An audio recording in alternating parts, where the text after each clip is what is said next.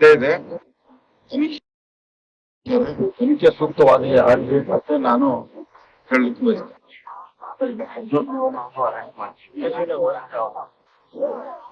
ಪ್ರಜ್ವಲ್ ರೇವಣ್ಣ ಅಂತೂ arrest ಆಗ್ಲೇಬೇಕು.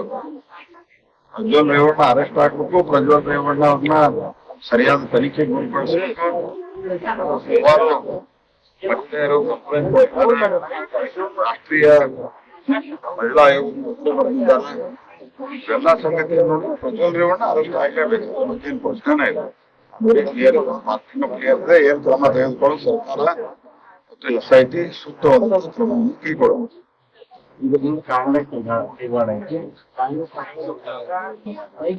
Video release ಪ್ರಶ್ನೆ ಇಲ್ಲ. ನಾವು ಸಾರ್ವಜನಿಕ ಬದುಕಿನಾಗ ನಾವು ಹೆಂಗ್ ಪ್ರಶ್ನೆ ಇಲ್ಲ. ವಿಡಿಯೋ ರಿಲೀಸ್ ಯಾರಾದ್ರೂ ಮಾಡ್ಬೋದು.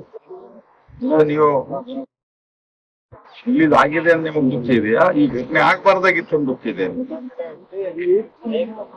ಇದು ನಂದಲ್ಲ ಅಂತ ಹೇಳಿ ವಿಡಿಯೋ ಅವಾಗ ನಾವು ಹೇಳ್ತೇವೆ ಆಯ್ತು ಅದನ್ನು ಕೂಡ FSL ವಿಡಿಯೋ ಮಾಡ್ತಾರೆ. ಯಾರು ರಿಲೀಸ್ ಮಾಡಿದಾರೆ ನನ್ನ ಪ್ರಕಾರ ಅದನ್ನ ಚರ್ಚೆ ವಿಷಯನೇ ಅಲ್ಲ. ವಿಡಿಯೋ ರಿಲೀಸ್ ಮಾಡಿದ್ದು ಯಾರು ಸಿಕ್ಕರು ಯಾರು ಮಾಡಿರ್ತಾರೆ. ಅವರು ಅದನ್ನ ಶುದ್ಧವಾಗಿ ಕಂಪ್ಲೇಂಟ್ ಕೊಡ್ಲಾರ್ದೆ ಖಾಸಗಿಯಾಗಿ ಅದನ್ನ ಮಾಡಿರೋದು ಅದೊಂದು ಅಪರಾಧ ಇರ್ಬೋದು. ಬಹಳ ಅತ್ಯಂತ ಗಂಭೀರವಾದ ಅಪರಾಧ ಯಾವುದು? ಈ ರೀತಿ ಮಹಿಳೆಯರು ನಡ್ಕೊಂಡಿರ್ಬೋದು.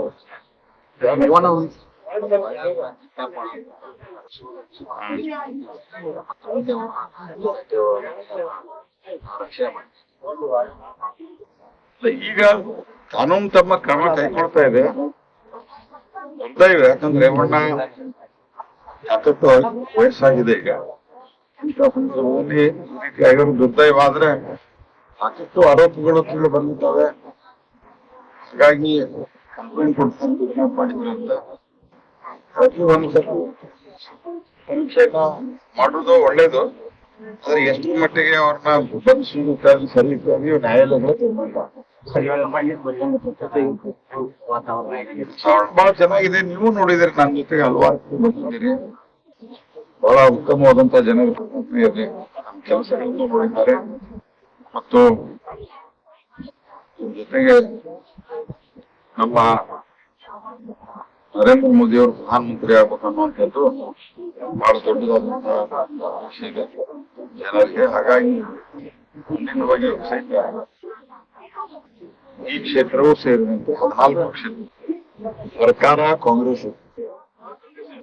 ಆ ನಂತರ ಇವತ್ತು ನಾನು ಸಾಮಾನ್ಯವಾಗಿ ನಮ್ಮ ಸರ್ಕಾರದಿಂದಾಗೂ ಯಾವುದೇ ಅದಾದ ನಂತರ ಬಿಜೆಪಿ ಸರ್ಕಾರ ಕಾಲದಲ್ಲಿ ಎಲ್ಲಾ ಅಧಿಕಾರಿಗಳನ್ನು ಟ್ರಾನ್ಸ್ಫರ್ ಮಾಡಿದ್ದಾರೆ. ಅವ್ರ ಮೇಲೆ ಕ್ರಮ ಕೈಗೊಂಡು ಪ್ರಹ್ಲಾದ್ ಜೋಶಿ ಅವ್ರು ಏನಾದ್ರು ಕೆಲವರು ಅವ್ರ ಬಗ್ಗೆ ಅಂತ ಹೇಳಿಲ್ಲ. ಈ ಧಾರವಾಡದಾಗ ಏನಾದ್ರು ಪ್ರಹ್ಲಾದ್ ಜೋಶಿ ಅಂತ ಹೇಳೋರು